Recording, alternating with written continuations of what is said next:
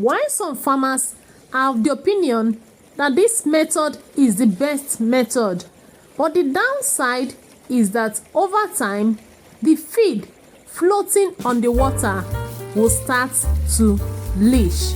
That's it.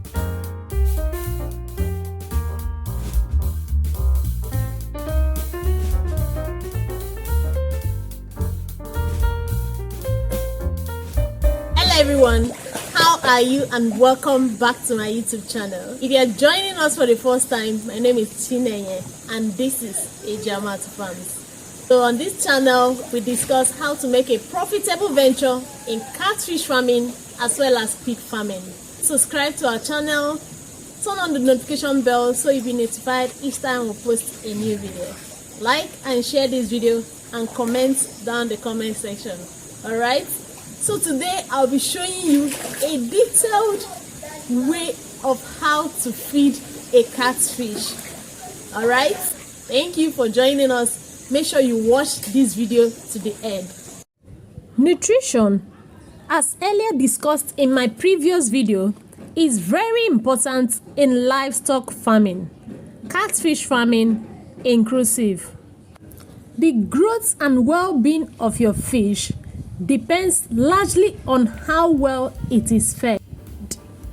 Catfish, if not properly fed, can either result in slow growth, cannibalism, or even death, which in turn leads to loss in your catfish farming business. And that's not what we are here for.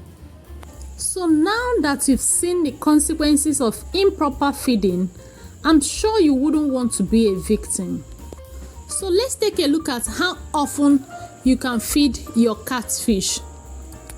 Catfish can be fed once daily, twice daily, 3 times daily, or even more, depending on their sizes and other situations. So for fries, that is, the ones that are newly hatched, they should be fed every 4 hours. Okay? So fingerlings should be fed 3 times daily. That is, by 8 o'clock in the morning, 2 p.m. in the afternoon, and 6 p.m. in the evening. Now for melange, they should be fed twice daily. That is, by 8 o'clock in the morning and 6 p.m. in the evening. Then for table size, they should be fed once daily. Now this particular size eats very heavily, so ensure you feed them very well till they are well satisfied. Ensure you don't spend anything less than 15 minutes feeding this particular size.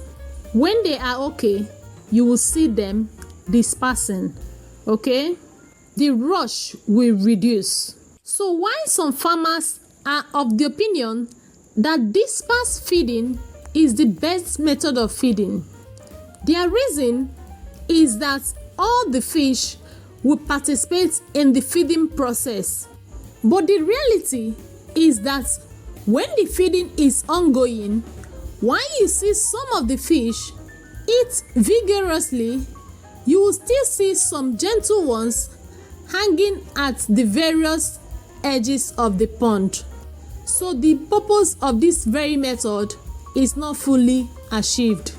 And remember, whichever method you adopt, your fish will still not grow at the same pace. Some will still be bigger than others. Okay?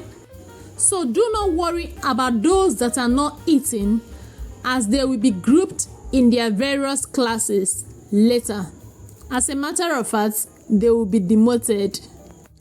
Another disadvantage of this method is that some of the feed, when soaked, can go to the bottom of the pond, pollute the water, depleting the oxygen level in the pond, thereby increasing the level of the ammonium compound in the water.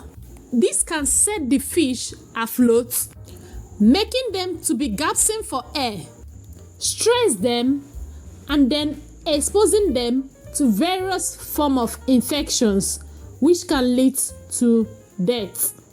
It can equally make the pond to have foul smell. When the water is polluted, the pond will start smelling badly.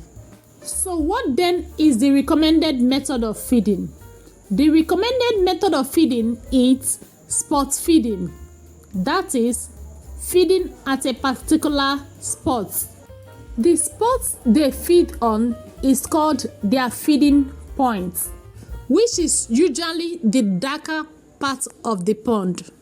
Remember, you feed them slowly and gently till they are well satisfied. Watch them closely to ensure they are really picking the food. When they are okay, the rush will reduce and they will start dispersing. Ensure you don't overfeed them. When they are okay, you can stop feeding them. The benefit of this method of feeding is that it saves your feed. Before the feed gets to the bottom of the pond, there should be a fish already somewhere to devour it. Another advantage of this method is that you tend to monitor your fish very well. Find out from the changes in their body when they have infections and start administering treatments immediately. You will also notice when their appetite is reduced and then find the possible solution. So I've met a newbie who said that he will not be available in his fish next meal. So he poured the feed on the pond so that whenever they get hungry, they will come up and eat. Now this is a very funny situation. Remember I said that keeping the food that they will not eat immediately is as good as wasting the feed. Do not keep the feed floating on water because the nutrients will not be the same again. So what happens when you will not be available is to feed them to satiation. So ensure you feed them very, very well till they are fully satisfied.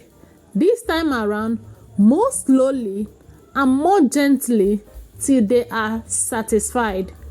Ensure you take your time and feed them very well. Take your time to feed them, but ensure you don't overfeed them. So sometimes you will notice that when feeding your fish, they can be drifting away from their feeding point to another location. Please do not go with them. Ensure you maintain their feeding points. This time around, be dropping it gently till they come back, okay? So if you're feeding with a sinking feed, that is the feed that doesn't float on water, remember this particular feed settled at the bottom of the pond fast. So what will happen is that as you are feeding them, be watchful and ensure that as you are dropping it, they are picking it. As you can see, most of them are struggling to eat from the source. Most of them are not interested in getting to the bottom of the pond, okay? So ensure you are dropping it gently and we'll see that they are picking it. Sometimes you can mistakenly pour a large amount of feed on the pond. Please wait for some time and see them finish the food before you continue. Wait for some time and watch them pick up the food before you continue. So this method, even though it seems to be time wasting, trust me, it's worth it. Remember, we are being careful in order to ensure profitability in our catfish farming business, okay? So this is the proper way to feed a catfish, okay? Don't forget to subscribe to our channel. Turn on the notification bell so you'll be notified each time we post a new video. Like and share this video and share your thoughts on the comment section, okay? So thank you very much for watching. See you in my next video. Bye for now.